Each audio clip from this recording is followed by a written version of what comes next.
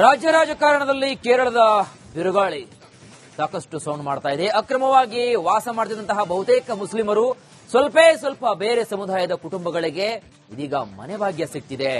ಇದರ ವಿರುದ್ಧ ಜನರು ಇದೀಗ ಕಿಡಿಕಾರ್ತಾ ಇದ್ದಾರೆ. ಸ್ಟೋರಿ ನೋಡಿ.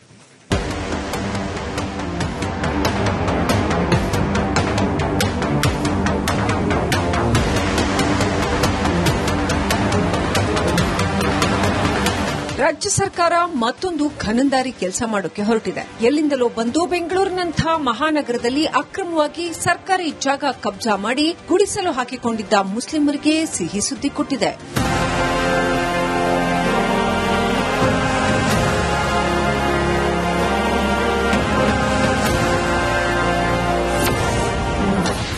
ಸರ್ಕಾರಿ ಜಾಗ ಕಬ್ಜಾ ಮಾಡಿದ ಲೂಟಿಕೋರರು ಜಾಗದ ಜೊತೆ ಮನೆ ಕೊಡ್ತಾರಂತೆ ಕೈ ನಾಯಕರು.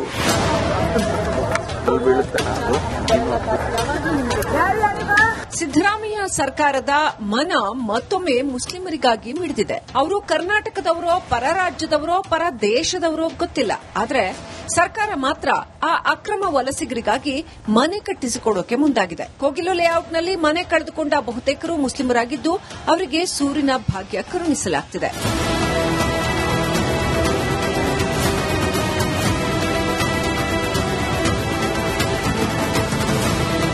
ಕೋಗಿಲು ಬಡಾವಣೆಯಲ್ಲಿ ಸೂರು ಕಳೆದುಕೊಂಡ ಅರ್ಹರಿಗೆ ಬೈಯಪ್ಪನಹಳ್ಳಿಯಲ್ಲಿ ಪರ್ಯಾಯ ಮನೆ ಹಂಚಿಕೆ ಮಾಡಲಾಗುವುದು. ಒಂದೊಂದು ಮನೆಯನ್ನು 11,20,000 ಮೌಲ್ಯದಲ್ಲಿ ನಿರ್ಮಿಸಿಕೊಡಲು ಸೂಚಿಸಲಾಗಿದೆ.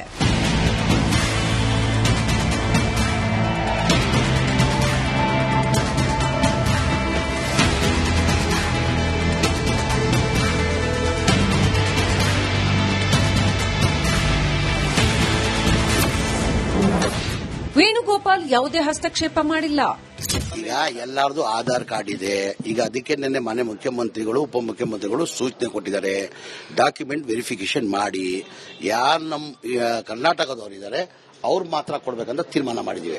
ಆಚೆಯವ್ರಿಗೆ ಒಬ್ರಿಗೂ ಕೊಡಲ್ಲ. ಸರ್, ವೇಣುಗೋಪಾಲ್ ಅವ್ರಿಗೆ ಬಂದಿದ್ದ ಕೂಡಲೇ ಸರ್ಕಾರದವ್ರು ನೀತಿನೇ ಬದಲಾಯಿಸ್ತಿದ್ದಾರೆ ಅನ್ನೋದು ಬಿಜೆಪಿ ಇಲ್ರಿ. ವೇಣುಗೋಪಾಲ್ ಏನು ಇನ್ವಾಲ್ವ್ಮೆಂಟ್ ಇದೆ? ವೇಣುಗೋಪಾಲ್ ಈ ತರ ಬಂದಿದೆ ಟಿವಿಯಲ್ಲಿ ನೋಡಿ ಅಂತ ಹೇಳಿದ್ದಾರೆ. ಫಟಾಫಟ್ ಕೆಲಸ ಮಾಡ್ತಿದ್ದಾರೆ ಸಚಿವ Zameer.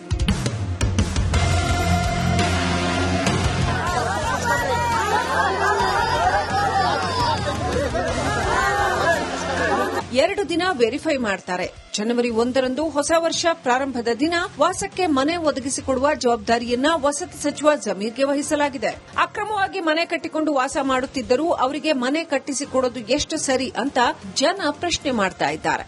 Bureau report, republic Kannada. ರಾಜ್ಯ ರಾಜಕಾರಣದಲ್ಲಿ ಕೇರಳದ ಬಿರುಗಾಳಿ ಸಾಕಷ್ಟು ಸೌಂಡ್ ಮಾಡ್ತಾ ಇದೆ. ಅಕ್ರಮವಾಗಿ ವಾಸ ಮಾಡುತ್ತಿದ್ದಂತಹ ಬಹುತೇಕ ಮುಸ್ಲಿಮರು ಸ್ವಲ್ಪ ಬೇರೆ ಸಮುದಾಯದ ಕುಟುಂಬಗಳಿಗೆ ಇದೀಗ ಮನೆ ಭಾಗ್ಯ ಸಿಗ್ತಿದೆ. ಇದರ ವಿರುದ್ಧ ಜನರು ಇದೀಗ ಕಿಡಿಕಾರ್ತಾ ಇದ್ದಾರೆ. ಸ್ಟೋರಿ ನೋಡಿ.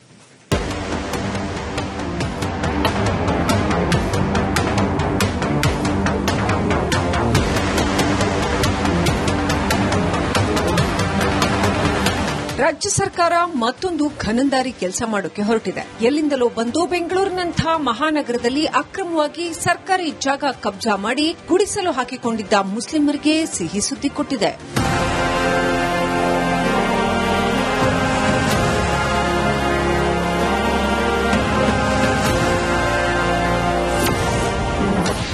ಸರ್ಕಾರಿ ಜಾಗ ಕಬ್ಜಾ ಮಾಡಿದ ಲೂಟಿಕೋರರು ಜಾಗದ ಜೊತೆ ಮನೆ ಕೊಡ್ತಾರಂತೆ ಕೈ ನಾಯಕರು.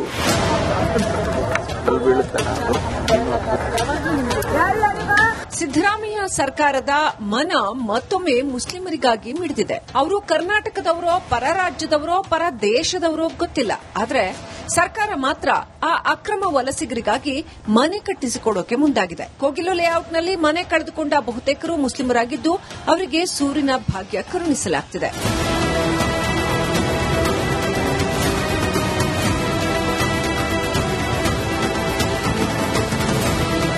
ಕೋಗಿಲು ಬಡಾವಣೆಯಲ್ಲಿ ಸೂರು ಕಳೆದುಕೊಂಡ ಅರ್ಹರಿಗೆ ಬೈಯಪ್ಪನಹಳ್ಳಿಯಲ್ಲಿ ಪರ್ಯಾಯ ಮನೆ ಹಂಚಿಕೆ ಮಾಡಲಾಗುವುದು. ಒಂದೊಂದು ಮನೆಯನ್ನು 11,20,000 ಮೌಲ್ಯದಲ್ಲಿ ನಿರ್ಮಿಸಿಕೊಡಲು ಸೂಚಿಸಲಾಗಿದೆ.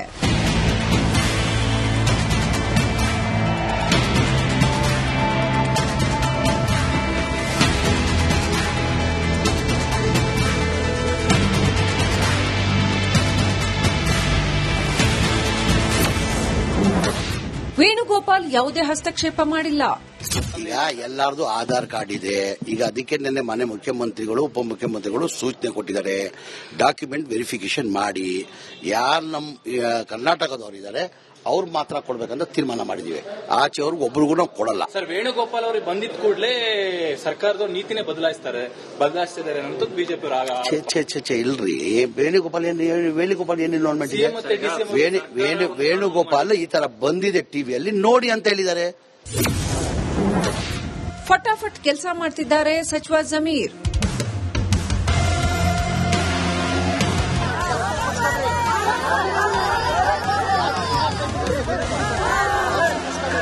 ಎರಡು ದಿನ ವೆರಿಫೈ ಮಾಡ್ತಾರೆ. ಜನವರಿ 1ರಂದು ಹೊಸ ವರ್ಷ ಪ್ರಾರಂಭದ ದಿನ ವಾಸಕ್ಕೆ ಮನೆ ಒದಗಿಸಿಕೊಡುವ ಜವಾಬ್ದಾರಿಯನ್ನ ವಸತಿ ಸಚಿವ ಜಮೀರ್ಗೆ ವಹಿಸಲಾಗಿದೆ. ಅಕ್ರಮವಾಗಿ ಮನೆ ಕಟ್ಟಿಕೊಂಡು ವಾಸ ಮಾಡುತ್ತಿದ್ದರೂ ಅವರಿಗೆ ಮನೆ ಕಟ್ಟಿಸಿಕೊಡೋದು ಎಷ್ಟು ಸರಿ ಅಂತ ಜನ ಪ್ರಶ್ನೆ ಮಾಡ್ತಾ ಇದ್ದಾರೆ.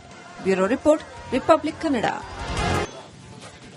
ರಾಜ್ಯ ರಾಜಕಾರಣದಲ್ಲಿ ಕೇರಳದ ಬಿರುಗಾಳಿ ಸಾಕಷ್ಟು ಸೌಂಡ್ ಮಾಡ್ತಾ ಇದೆ. ಅಕ್ರಮವಾಗಿ ವಾಸ ಮಾಡುತ್ತಿದ್ದಂತಹ ಬಹುತೇಕ ಮುಸ್ಲಿಮರು ಸ್ವಲ್ಪ ಬೇರೆ ಸಮುದಾಯದ ಕುಟುಂಬಗಳಿಗೆ ಇದೀಗ ಮನೆ ಭಾಗ್ಯ ಸಿಗ್ತಿದೆ. ಇದರ ವಿರುದ್ಧ ಜನರು ಇದೀಗ ಕಿಡಿಕಾರ್ತಾ ಇದ್ದಾರೆ. ಸ್ಟೋರಿ ನೋಡಿ.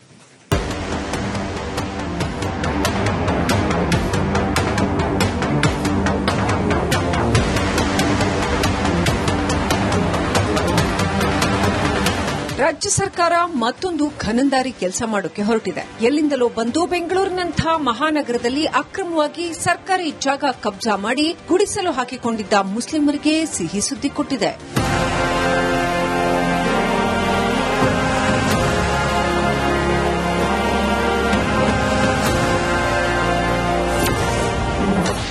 ಸರ್ಕಾರಿ ಜಾಗ ಕಬ್ಜಾ ಮಾಡಿದ ಲೂಟಿಕೋರರು ಜಾಗದ ಜೊತೆ ಮನೆ ಕೊಡ್ತಾರಂತೆ ಕೈ ನಾಯಕರು.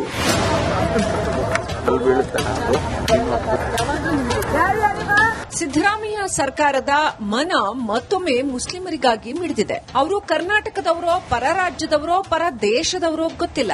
ಆದ್ರೆ ಸರ್ಕಾರ ಮಾತ್ರ ಆ ಅಕ್ರಮ ವಲಸಿಗರಿಗಾಗಿ ಮನೆ ಕಟ್ಟಿಸಿಕೊಡೋಕೆ ಮುಂದಾಗಿದೆ. ಕೋಗಿಲು ಲೇಔಟ್ನಲ್ಲಿ ಮನೆ ಕಳೆದುಕೊಂಡ ಬಹುತೇಕರು ಮುಸ್ಲಿಮರಾಗಿದ್ದು ಅವರಿಗೆ ಸೂರಿನ ಭಾಗ್ಯ ಕರುಣಿಸಲಾಗುತ್ತಿದೆ.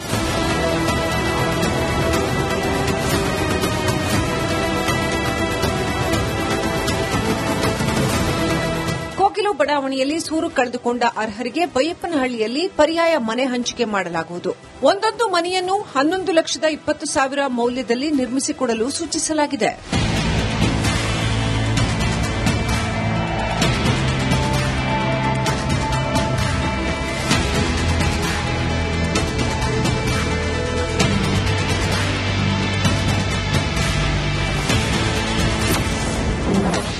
ವೇಣುಗೋಪಾಲ್ ಯಾವುದೇ ಹಸ್ತಕ್ಷೇಪ ಮಾಡಿಲ್ಲ. ಈಗ ಎಲ್ಲಾರ್ದು ಆಧಾರ್ ಕಾರ್ಡ್ ಇದೆ. ಈಗ ಅದಕ್ಕೆ ನಿನ್ನೆ ಮನೆ ಮುಖ್ಯಮಂತ್ರಿಗಳು ಉಪಮುಖ್ಯಮಂತ್ರಿಗಳು ಸೂಚನೆ ಕೊಟ್ಟಿದ್ದಾರೆ. ಡಾಕ್ಯುಮೆಂಟ್ ವೆರಿಫಿಕೇಶನ್ ಮಾಡಿ ಯಾರು ನಮ್ಮ ಕರ್ನಾಟಕದವರಿದ್ದಾರೆ ಅವ್ರು ಮಾತ್ರ ಕೊಡ್ಬೇಕಂತ ತೀರ್ಮಾನ ಮಾಡಿದೀವಿ. ಆಚೆಯವ್ರಿಗೆ ಒಬ್ರಿಗೂ ನಾವು ಕೊಡಲ್ಲ. ಸರ್, ವೇಣುಗೋಪಾಲ್ ಅವ್ರಿಗೆ ಬಂದಿದ್ ಕೂಡಲೇ ಸರ್ಕಾರದವ್ರು ನೀತಿನೇ ಬದಲಾಯಿಸ್ತಿದ್ದಾರೆ ಅಂತ ಬಿಜೆಪಿ ಇಲ್ರಿ. ವೇಣುಗೋಪಾಲ್ ಏನು ಇನ್ವಾಲ್ವ್ಮೆಂಟ್ ಇದೆ? ವೇಣುಗೋಪಾಲ್ ಈ ತರ ಬಂದಿದೆ ಟಿವಿಯಲ್ಲಿ ನೋಡಿ ಅಂತ ಹೇಳಿದ್ದಾರೆ. ಫಟಾಫಟ್ ಕೆಲಸ ಮಾಡ್ತಿದ್ದಾರೆ ಸಚಿವ ಜಮೀರ್.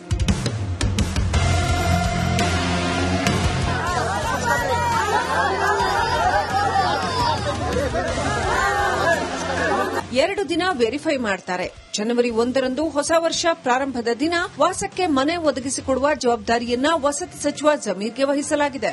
ಅಕ್ರಮವಾಗಿ ಮನೆ ಕಟ್ಟಿಕೊಂಡು ವಾಸ ಮಾಡುತ್ತಿದ್ದರೂ ಅವರಿಗೆ ಮನೆ ಕಟ್ಟಿಸಿಕೊಡೋದು ಎಷ್ಟು ಸರಿ ಅಂತ ಜನ ಪ್ರಶ್ನೆ ಮಾಡ್ತಾ ಇದ್ದಾರೆ. Bureau report, republic Kannada.